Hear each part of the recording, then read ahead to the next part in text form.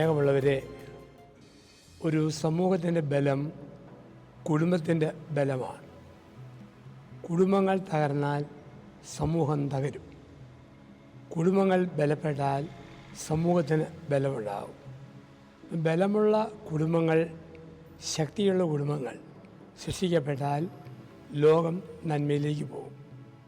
കുടുംബത്തിൻ്റെ ബലങ്ങൾ ക്ഷയിച്ചാൽ, ബന്ധങ്ങൾ ക്ഷയിച്ചാൽ അപകടത്തിൻ്റെ സൂചനകൾ സമൂഹത്തിൽ, ലോകത്തിൽ ഉയരാൻ തുടങ്ങും.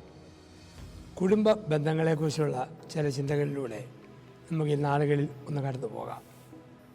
ഒന്നാമതായി ഓർക്കേണ്ട കാര്യം, കുടുംബത്തിൽ ഭാര്യ ഭർത്താവിനും ഭർത്താവ് ഭാര്യയ്ക്കും ആപത്തിൽ ആശ്വാസവും അഭയവുമാകണം.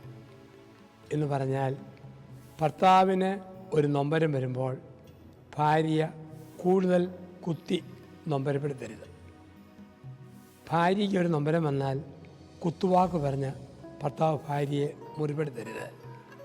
മുറിവുകളിൽ ചേർന്ന് നിൽക്കണം. അവിടെയാണ് ദാമ്പത്യത്തിൻ്റെ വിജയം. ഒരു കാരണവശാലും മക്കളുടെ കേക്ക് സ്വന്തം ഭർത്താവിനെ താഴ്ത്തി ഭാര്യ സംസാരിക്കരുത്. മക്കളുടെ കേക്ക് ഒരിക്കലും ഭർത്താവ് ഭാര്യയും താഴ്ത്തി സംസാരിക്കരുത്. എന്തെല്ലാം തെറ്റുകളും കുറ്റങ്ങളും ഉണ്ടോ മക്കളുടെ മുമ്പിൽ ഭർത്താവിനെ ഉയർത്തി പറയണം, ഭാര്യയെ ഉയർത്തി പറയണം. ഒറ്റയ്ക്കിരിക്കുമ്പോഴേ തിരുത്താവൂ, ശക്തമായ പദങ്ങൾ പ്രയോഗിക്കാവൂ. ആപത്തിൽ ഒരുമിച്ചിരിക്കുന്ന കുടുംബം, ആ കുടുംബത്തിന് ബലമുണ്ടാവും. ഏത് കാറ്റിനെയും കോളിനെയും നേരിടാൻ ശക്തി ലഭിക്കും. അതേ സമയത്ത് നൊമ്പരങ്ങളിൽ പരസ്പര ആരോപണ പ്രത്യാരോപണങ്ങൾ വെച്ചാൽ ഏത് ചെറിയ കാറ്റിലും കുടുംബമെന്ന ആ കെട്ടിടം തകർന്നു വീഴും. ആ കുടുംബം മണലിൽ പണിത കുടുംബമാണ്. ശരിക്കും തമ്മിൽ സപ്പോർട്ടുണ്ടോ? അത് പാറമേൽ പണിത കുടുംബം. നമ്മുടെ കുടുംബം പാറമേലാണോ മണലിലാണോ പണിതത്? ഒരാത്മശോധന. കഴിഞ്ഞ കാലങ്ങളിൽ ജീവിതാനുഭവങ്ങളിൽ എന്തിനും ഭാര്യയെ ചുമ്മാ കുറ്റപ്പെടുത്തിയ ഭർത്താവാണോ?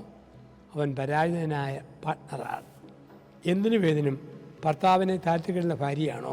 അവൾ പരാജിതയായ ജീവിത പങ്കാളിയാണ്. അപ്പം ആപത്തിൽ ആത്മമായിരിക്കുക.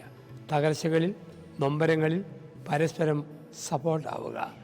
ഒരു പ്രയാസം ഭാര്യയ്ക്ക് മക്കളിൽ നിന്നുണ്ടാകുമ്പം കെട്ടിയവൻ പറയല്ലേ, ദൈവം നീതിമാനാ, കൊടുത്താൽ കൊല്ലത്തും കിട്ടും, കുത്തിയിരുന്ന് അനുഭവിക്കടി, അങ്ങനെ പറയല്ലേ. ഭർത്താവിന് പ്രശ്നം വന്നാൽ കെട്ടിക്കൊടുക്കുന്ന നാൾ മുതൽ താൻ എന്നെ ഒരുപാട് നൊമ്പരപ്പെടുത്തിയതാണ്, ഇപ്പോൾ ആ ദൈവത്തിന് സമയം, കുത്തിയിരുന്ന് അനുഭവിക്കടൂ, അങ്ങനെ ഭാര്യയും പറയരുത്. നല്ല വാക്കുകൾ തമ്മിൽ പറയാൻ പഠിക്കണം. മുറിപ്പെടുത്തുന്ന വാക്കുകൾ പറയരുത്.